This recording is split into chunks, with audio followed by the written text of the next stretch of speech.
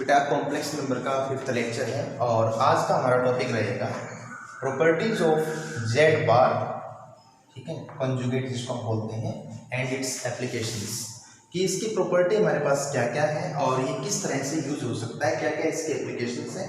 तो बेटा एक पॉइंट पर हम चर्चा करते हैं। तो देखिए कुछ प्रॉपर्टी लिखवा, जैसे आपके पास दो कॉम्प्लेक्स नंबर बेटा एडिशन में हो और आप पूरे का अगर कंजुगेट अप्लाई करते हैं तो एडिशन के ऊपर कंजुगेट क्या होता है, डिस्ट्रीब्यूट हो जाता है। दो कॉम्प्लेक्स नंबर से आप इसको जनरलाइज कर सकते हो, means Z1 plus Z2 plus Z3 plus up to Zn।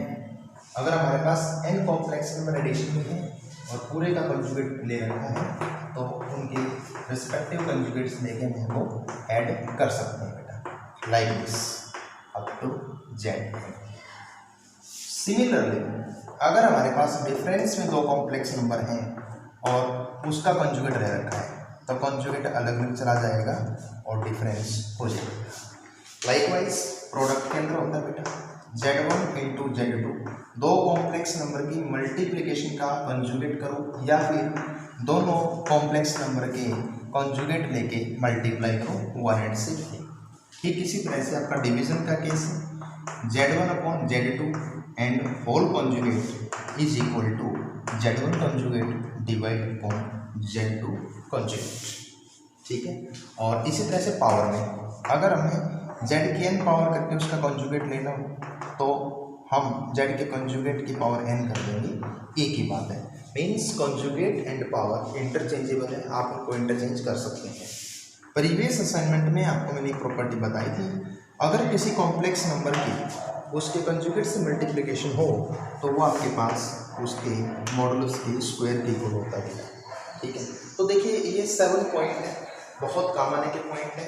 इसी में मैं एक दो पॉइंट और ऐड कर लेता हूँ बेटा। जैसे पॉइंट 8 है, मान लो Z1 Z2 मल्टीप्लाई करके आपने मॉडुलस ले रखा है तो आप मॉडुलस लेके भी मल्टीप्लाई कर सकते हैं। लाइकवाइज अगर आपके पास Z1 अपॉन Z2 और होल मॉडुलस है तो इसे भी आप Z1 modulus upon Z2 modulus कह सकते हैं।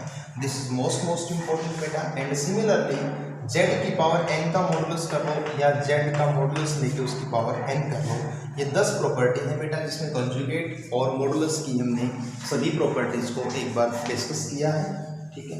मैं कोशिश करूंगा कि आप ये इस तरह की प्रॉपर्टीज को रट्टाफिकेशन के साथ रटे नहीं, कोशिश करें बेटा, अंडरस्टैंड करने की कोशिश करें, समझने की कोशिश करें, ठीक है। अब हम कुछ एप्लीकेशंस के ऊपर चर्चा करते हैं। जैसे देखिए एक एग्जांपल मैं आपके सामने देता हूँ। मान लीजिए आपको कोई ये कहे if a plus iota b divide by c plus iota d is equal to x plus iota y, ठीक है। ऐसा आपको दे रखा है and you have to prove that, आपको प्रूव करना है बेटा a square plus b square divide by c square plus b square is equal to x square plus Y square. तो ऐसे क्वेश्चंस को प्रूव करने के लिए आपको करना क्या है, देखिए बेटा ये चीज़ तो आपको गिवन ही है, a plus iota b divide by c plus iota d is equal to x plus iota y, that this is your one equation. Take conjugate on both sides, take conjugate on both sides, conjugate on both sides. आप दोनों sides क्या करेंगे, conjugate लेंगे। Conjugates लेने के बाद क्या होगा बेटा, लेफ्ट हैंड साइड में कंजुगेट लेंगे, प्रॉपर्टी लगेगी, ऊपर भी कॉम्प्लेक्स नंबर है नीचे भी कॉम्प्लेक्स नंबर है। आफ्टर हैविंग द कंजुगेट ऊपर वाले का कंजुगेट हो जाएगा a माइनस आयोटा बी, नीचे वाले का हो जाएगा बेटा c माइनस आयोटा डी और राइट हैंड साइड का हो जाएगा x minus iota y. This is equation number 2 and then after equation 1 multiply with equation 2, ये ऑपरेशन लगा दीजिए। तो a प्लस आयोटा बी को a माइनस आयोटा बी से मल्टीप्लाई करेंगे तो आपके पास क्या आएगा, a square plus b square आएगा।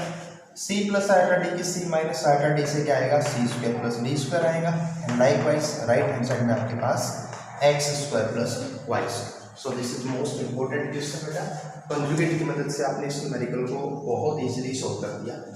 देखिए इसी प्रकार के कई और क्वेश्चंस भी आ जाते हैं, जैसे a plus iota b into c plus iota d into e plus iota f is equal to a plus iota b, ठीक है।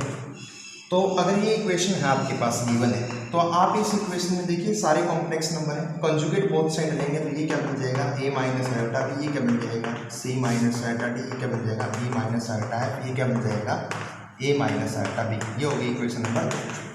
वही ये दोनों की मल्टीप्लाई कर दो बेटा, इन दोनों की मल्टीप्लाई क्या आएगी a square plus b square, इन दोनों की मल्टीप्लाई क्या आएगी c square plus d square, ये क्या आएगा a square plus f square is equal to क्या हो जाएगा a square plus b square. और इस तरह के जो भी आपको फॉर्मेट नजर आते हैं उसमें आप इक्वेशंस के बोथ साइड कंजुगेट लेके उसको सॉल्व कर सकते हैं। इसमें मैं आपको दो एग्जांपल और दे रहा हूँ। हाँ बेटा देखो, जैसे एक कॉम्प्लेक्स नंबर आपको Z1 गिवन है, एक आपको Z2 गिवन है और आपको ये वाली चीज़ फाइंड आउट करनी है। तो आप क्या करें, वैल्यू सब्स्टिट्यूट करें बेटा। Z1 की जगह पर क्या आएगा 2 माइनस आयोटा, प्लस Z2 की जगह क्या आएगा 1 plus iota plus 1 divide modulus है बेटा, divide by Z1 minus Z2। Z1 में से Z2 माइनस करना है, 2 minus iota minus 1 minus iota plus 1। ठीक है, तो ये आपके पास देखिए ऊपर क्या हो जाएगा 4, डिवाइड में कितना हो जाएगा आपके पास 2 माइनस 2 आयोटा और ये मॉडुलस। अब देखो बेटा ऊपर 4 है, 4 का मॉडुलस तो 4 होता है, नीचे आपके पास है 2 माइनस 2 आयोटा का मॉडुलस। एक कॉम्प्लेक्स नंबर है बेटा, एक कॉम्प्लेक्स नंबर का मॉडुलस मैंने आपको सिखाया था। अगर z is equal to 2 minus 2 iota हो तो मोड z मीन्स क्या होगा mod of 2 minus 2 iota and this will be equal to under the root of 2 square plus 2 square that is 8 यानी कि 2 root 2। तो इसकी वैल्यू क्या होगी 2 root 2, ऊपर 4 है नीचे क्या आएगा 2 root 2, वैल्यू आपके पास क्या होगा बेटा root 2। अब एक ऐसे जिसके पर प्रैक्टिस करें।